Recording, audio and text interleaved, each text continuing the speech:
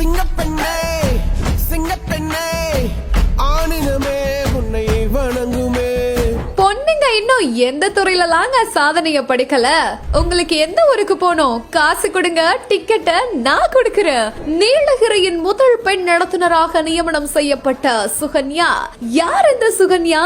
எதுக்காக இவங்க நடத்துனராகணும்னு ஆசைப்பட்டாங்க?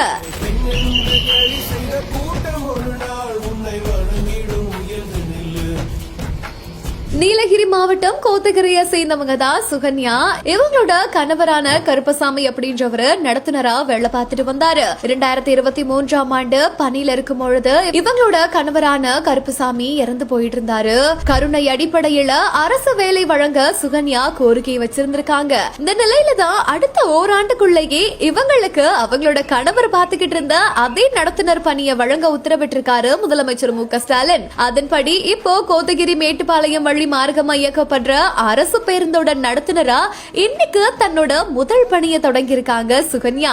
காசு கொடுங்க, எந்த ஊருக்கு போகணும்னு சொல்லுங்க, டிக்கெட் உங்களுக்கு நான் கொடுக்கிறேன். இன்னையில இருந்து இந்த பஸ்ஸோட கண்டக்டர் நான் தான் அப்படின்னு சொல்லிட்டு சமகெத்தா அவங்க இந்த நடத்துனர் வேலையை பார்த்துட்டு வராங்க. எந்த துறையில தாங்க பெண்கள் இன்னும் சாதனையை படிக்கல அப்படின்னு சொல்லிட்டு தான் இந்த ஒரு வீடியோ இப்போ சோசியல் மீடியா முழுக்க பயங்கரமா வைரல் ஆகிட்டு வருது. இந்த ஒரு விஷயத்தை பத்தி நீங்க என்ன நினைக்கிறீங்க அப்படின்ற உங்களோட கமெண்ட்ஸ் எங்க கூட மறக்காம ஷேர் பண்ணிட்டு போங்க.